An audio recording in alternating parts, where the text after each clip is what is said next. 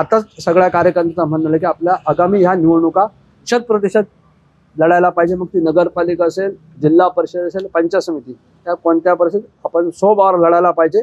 कारण ही आपल्या कार्यकर्त्यांची निवडणूक आहे आणि स्वबळावर निवडणूक होती तर साहजिकच काही कार्यकर्ते समजा युती झाली तर आपल्या काही कार्यकर्ते इच्छा असते आपली निवडणूक लढवायची आणि ते होते.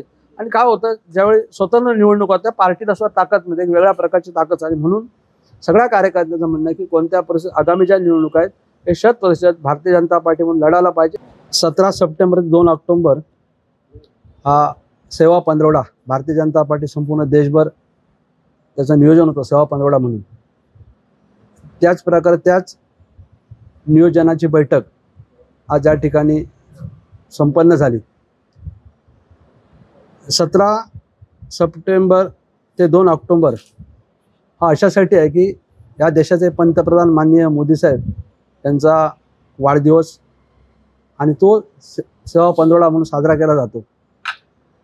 या आजच्या बैठकीमध्ये तशा प्रकारचं नियोजन करण्यात आलं आणि त्या नियोजनामध्ये प्रत्येक पंचायत समिती आहेत, म्हणजे ग्रामीणचे भाग आहेत त्या ठिकाणी प्रत्येक पंचायत समिती म्हणजे आपल्या असणाऱ्या 12 पंचायत समितीमध्ये जिल्हा परिषद आणि 12 पंचायत, पण 12 पंचायत समितीत त्या 12 सभा वेगळ्या होतील आणि त्याची सुरुवात उद्यापासून म्हणजे पेंढूर जिल्हा परिषद मतदारसंघातल्या 2 पंचायत समितीच्या माध्यमातून होईल.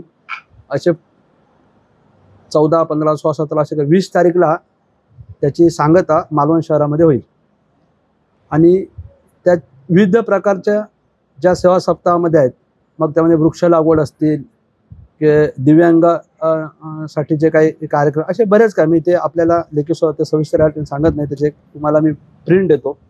तशा प्रकारचं नियोजन पूर्णपणे तालुक्याचं झालेलं आहे.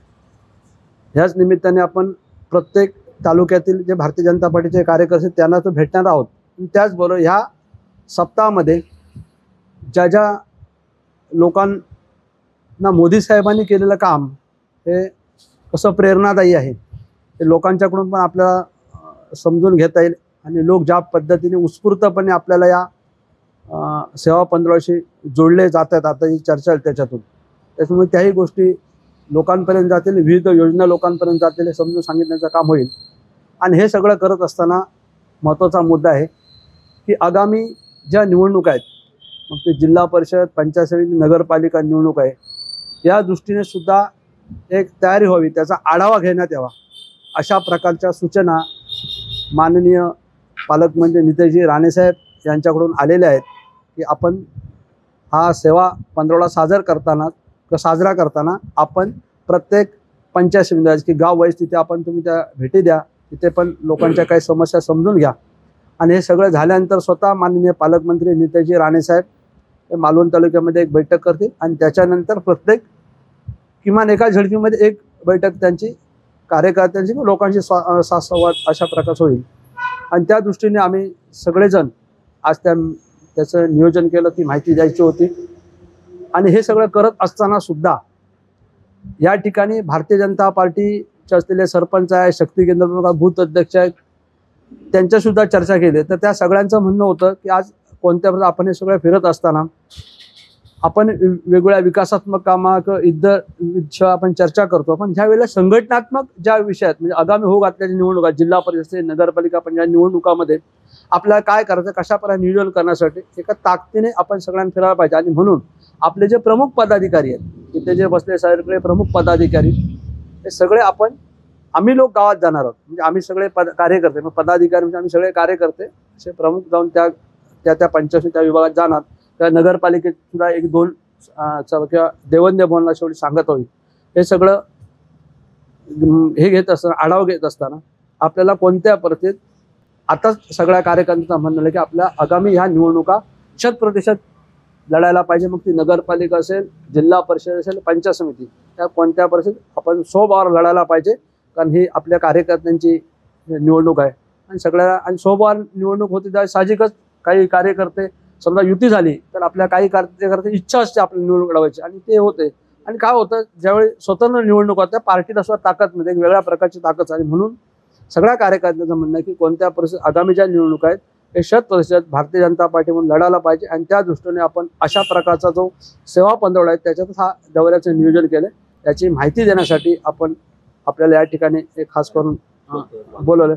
आणि स्वतः पालकमंत्री म्हणजे या घटस्थापनेत किंवा नवरात्रीच्या साधारण तेवढ्या दरम्यान त्याचा आम्ही आपल्याला कल्पना देऊ, तर स्वतः पालकमंत्री या ठिकाणी या मालवण तालुक्यामध्ये म्हणजे शहर असेल ग्रामीण असेल याच्यासाठी एक स्वतंत्र एक वेगळी मिटिंग देतील आणि चर्चा असेल, कार्यकर्त्याशी चर्चा असेल आणि लोकांशी पण चर्चा करण्यासाठी. आणि त्याचबरोबर त्यांचे जे शासकीय आता त्यांनी आपल्याला माहिती आहे कालच माननीय पालकमंत्री महोदय म्हणाले की आपल्याला प्रत्येक ठिकाणी तालुकावाईज जनता दरबार जो घ्यायचा आहे तोही मालनात होईल. त्यासाठी पण आम्ही म्हणजे स्वतः पालकमंत्री म्हणाले आणि त्या दृष्टीने काही आपण तयारी करतो आहोत, ती तयारी करणार आहोत. आपल्याला माहिती असेल की माननीय पालकमंत्री नितेश राणे साहेब झाल्यानंतर बहुतांश जे का महत्त्वाचे प्रश्न जे होते त्यांनी सोडवण्याचा आपल्या पद्धतीने कल केला आहे. म्हणजे जो काही न्याय देता येईल आणि कुठल्या विविध प्रकारच्या समजा योजना असतील किंवा या ठिकाणी समजा काही विकासात्मक कामं असतील त्याचबरोबर काही उद्योग आणता येतील का, ह्या दृष्टीने स्वतः पालकमंत्र्यांचे प्रयत्न आहेत. आणि म्हणून हे सगळा पूर्णपणे ते स्वतः आढावा घेत आहेत. कारण या जिल्ह्यामध्ये ते म्हणाले की आपलं एक वेगळे वैशिष्ट्यपूर्ण काम करतात, कारण हा पर्यटन जिल्हा आहे.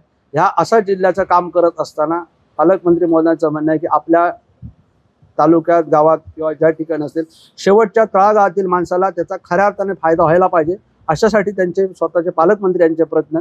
आणि ह्या प्रयत्नासाठी पालकमंत्री आमच्या सगळ्यांचा कार्यकर्ता हातभार म्हणून आपण सगळे एकत्र राहिलो आहोत आणि त्यांच्या आगामी त्यांच्या दौऱ्याचे नियोजन करू. आणि भारतीय जनता पार्टीची ताकद 100% दृष्टीने आपण उद्यापासून त्याच्या दौऱ्याची आपण सुरुवात करत आहोत.